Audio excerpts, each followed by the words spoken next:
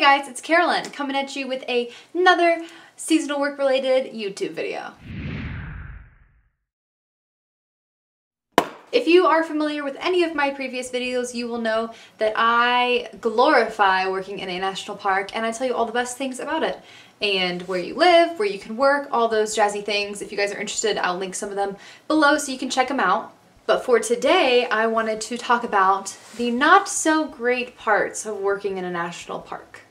Surprisingly, this isn't that long of a list, so if that tells you anything about national park work, it's that it doesn't suck that much. If you've done any research on working in a national park, you will find 50% of people say they love it, 50% of the people absolutely hated it. For example, the Reddit page for Xanterra, don't go there because you certainly will not want to work in a national park. These are my 10-ish least favorite things about seasonal work and the things that suck to me. Without further ado, let's do this. Sometimes you work more than 5 days a week. It depends on the season you are working in and what national park you're working in and how many people have quit towards the end of the season. But at the end of my season, I was working 6 days a week because we were short-staffed and we had to like close down everything, which brings me to my second worst part about working in a national park. And that's deep cleaning. For those of you that don't know what deep cleaning is, it involved me on the floor in the kitchen of Canyon Village, scrubbing it with essentially a toothbrush. You have to clean every single piece, every section, every inch of everywhere if you close out the season somewhere that they're closed during like the winter, or I don't know anywhere that's closed during the summer, but if they're closed during the summer, you have to do deep cleaning. Just an example of deep cleaning is, if you guys have ever worked in food and beverage, you probably know what a dish pit is, and that's where you send all of your dirty dishes and you get them cleaned. Well, at the end of the season, you have to clean that machine. And the machine in the Canyon Village kitchen happened to have had a bunch of water built up in the top of it and a bunch of nasty mold. And that involved me using a broom, like dustpan, scooping it out and pouring it into a bucket. And I couldn't see in there and I ended up slicing my finger open and getting a bunch of like nasty, who knows what the heck was in that water in it. So that was part of my deep cleaning experience. You also have to scrub all of the grease or anything like that off of every single like stove, range, cooktop, anything. It all has to be so clean to the point that when you are done cleaning a specific section of the kitchen, they rope it off with like caution tape so no one can step foot in there until the next season. Deep cleaning is no joke. That is part of seasonal work. If you work the end part of a season, you're gonna get to deep clean. But sometimes you do make overtime during deep cleaning, and overtime is nice. Your RA is another thing. Now, not everyone hates all the RAs. For those of you that don't know what an RA is, I'm pretty sure we called them RAs for like, I don't want to say like room attendant, but essentially what the person was like the leader of the dorms that we were in. And sometimes you would have 2 RAs and they would work like different separate hours. Your RA would get onto you for anything. Like if you were too loud in the hallway, your RA would yell at you. So that was just my personal experience with an RA. He was one of my least favorite parts of the national work. He wasn't a lot of fun. Continuing on with the dorm theme, there are quiet hours in a lot of dorms.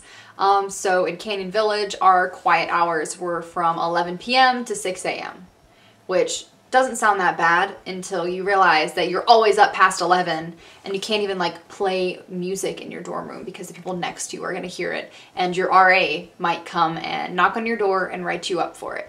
So quiet hours totally sucked. There was also a dorm in Canyon Village that operated on quiet hours all the time, and that's where a bunch of people that were like managers of the cafeteria and stuff lived. And I went in that dorm once and felt so uncomfortable because I felt like everyone around me could hear the conversation we were having in my friend's dorm because it was so freaking quiet in there. Another thing is park rangers. Now, sometimes park rangers are really awesome. For example, you can get pulled over in the park, which not in my experience, but in like my friends' experiences. You can get pulled over by a park ranger, and if they know you work in the park, they'll probably give you some slack and not give you a ticket. But then there's also the rare cases where park rangers are all up in your grill about everything. Whether it's like why you're walking around the canyon at like 2 a.m., which is understandable why they're, you know, asking you questions about that. But in general, park rangers are kind of like a stressful situation that you just kind of deal with. Like when you're driving and you drive by a park ranger, you're like, Your weekends is also something that can be of grievance when you're working in a national park. So basically, you choose your weekend or you get assigned your weekend when you get to your seasonal work. How that works is you work 5 days in a row and you get your weekend after that, which is 2 days consecutively that you have off. And they could be Friday, Saturday, it could be Monday and Tuesday.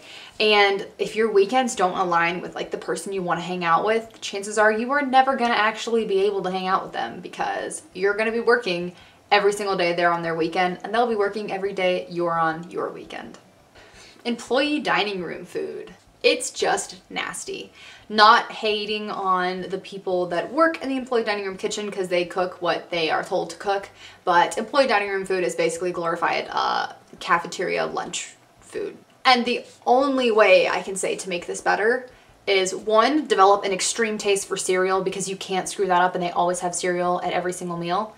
And 2, to be a vegetarian like I was when I was in a national park because all the vegetarian options are 100 times better than the other options. Like I don't even know what was in any of the meat that they served there. So anything cheesy, you can't go wrong with cheese. I don't care if it's Velveeta, I don't even know what the heck is in that, but I definitely did not know what was in any of the meats. So EDR food, which is employee dining room food, not the best. Not the best thing, especially because you're gonna be eating it for like 4.5 months. So something to consider.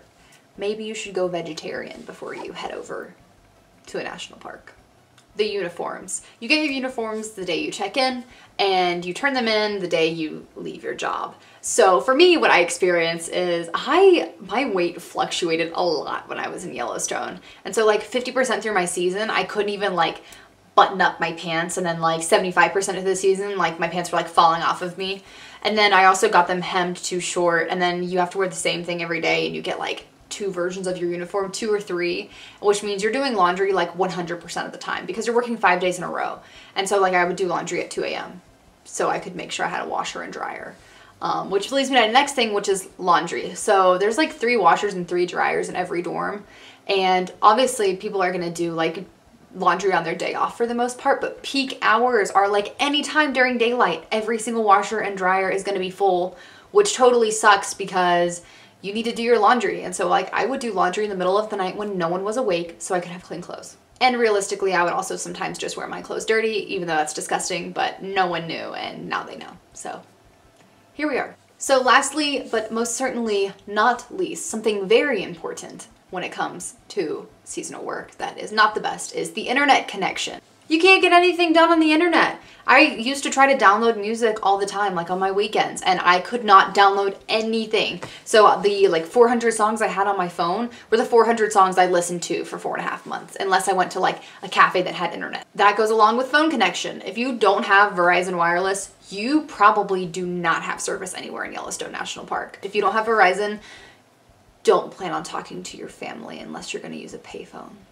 So those are all of my worst things about working in a national park or worst things about seasonal work. And honestly, none of them are that bad. They're all 100% things you can overcome, but I just wanted to put this out here because I always preach the best parts of working in a national park, and I want to be real with you guys and let you know what parts suck sometimes. So that's just me telling you the truth. That is it for this video. Thank you guys so much for watching. If you want to, you can give it a thumbs up because it really supports my channel, and you can even give it a thumbs up even though it was low-key a negative video, but like I'm just trying to be real with you guys, so that little motion here.